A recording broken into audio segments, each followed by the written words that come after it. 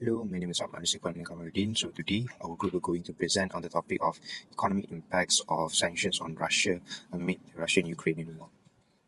So a little bit of introduction on what's happening right now is this war has started in early 2022, which has had a profound impact in terms of geopolitical and economic repercussions. So one of the most significant responses has been the economic sanctions that was imposed by major Western powerhouses like the United States of America against Russia.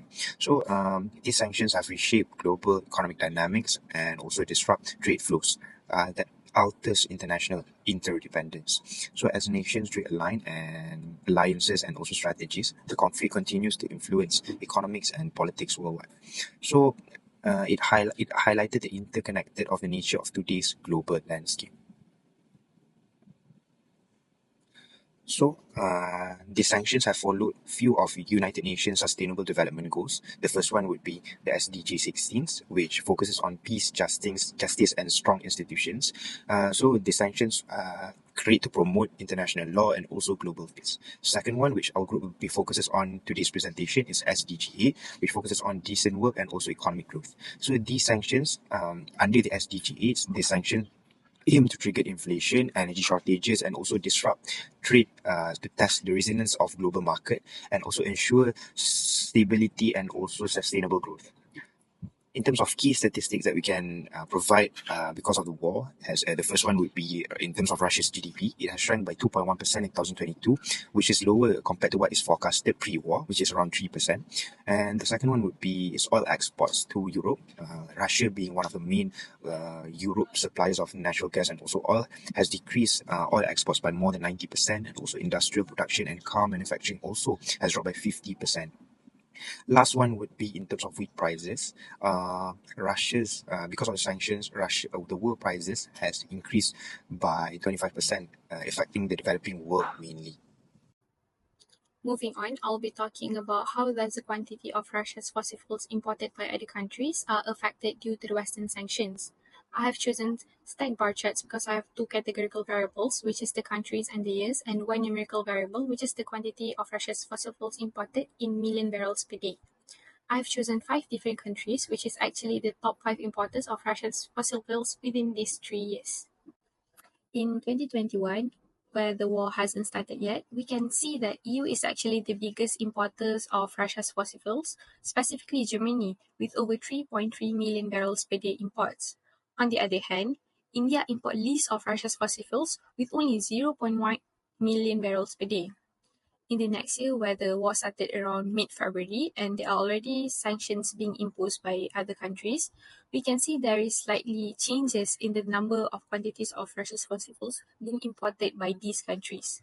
For instance, the European Union countries, UK and the US started to show signs in reducing the number of Russia's fossil fuels being imported to their countries. Meanwhile, India actually increased their number of imports drastically from 0.1 million barrels per day to 0.9 million per day, which is actually quite a lot. And in the last year, where there are already tons of sanctions being imposed from EU countries and G7 countries, for instance, like EU bans and G7 price caps, we can see that these Western sanctions actually has significantly disrupted exports, forcing Russia to redirect their supplies to alternative markets like Asia. Hence, this is the reason why Asian countries take over the top importers due to the sanctions, with China leading, followed by India and Turkey. How does SDG 8 actually plays a role in my point? We can see that before the sanctions, Russia actually faces economic growth, which is aligned with SDG 8 as they receive revenue from their oil and gas exported from these countries.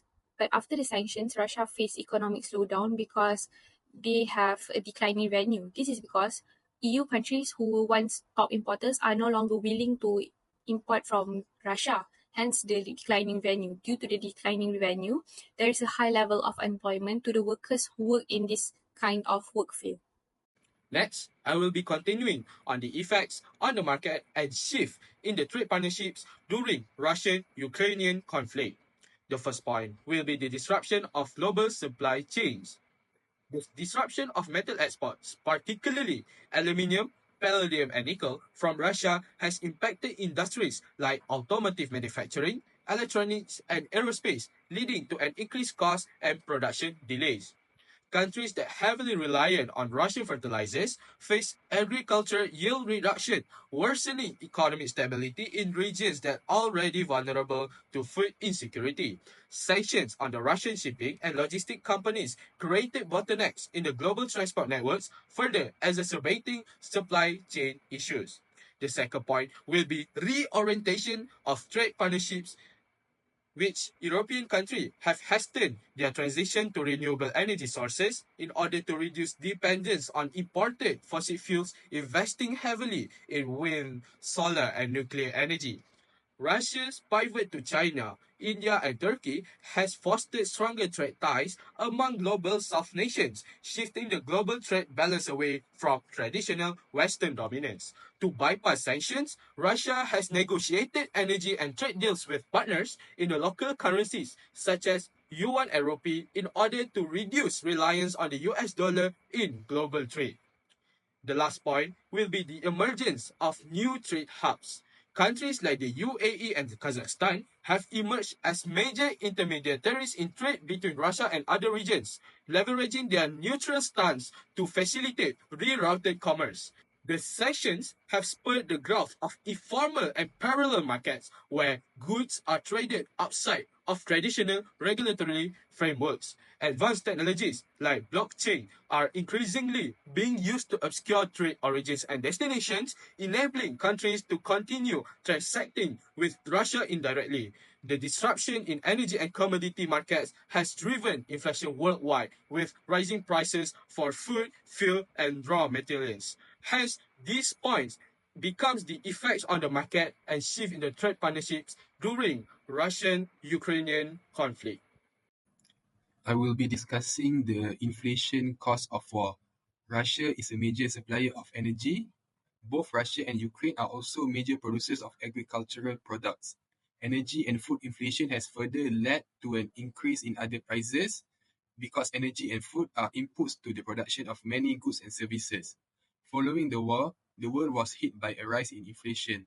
Russia experienced a significant increase in its inflation rate with a sharp rise of 7.8%. Meanwhile, the inflation rate decreased globally by 2023 following efforts such as trade diversification and stronger economic policies. Surprisingly, Russia reached a massive decline in inflation, where it reached negative 1.9% inflation rate. To conclude, the Russia-Ukraine war significantly influenced inflation, therefore constituting an obstacle to SDG 8 in the short term. By 2023, these inflationary trends have indeed set in many parts of the world, but overall, the inflation following the war underlined the vulnerabilities of the global economy and thus put the focus on striving for inclusive, sustainable, and resilient economic growth worldwide. So one of the few things that we can conclude from this war is that the first one, because of the EU's restrictions, Russian has been forced to sell their gases at a discounted price to countries like China and India, which has eroded Russia's pricing power. Secondly, key industries such as automotive manufacturing has suffered by more than 50% in production falling due to trade bans and also technology restrictions. Lastly would be its economy has been weakened on Russia.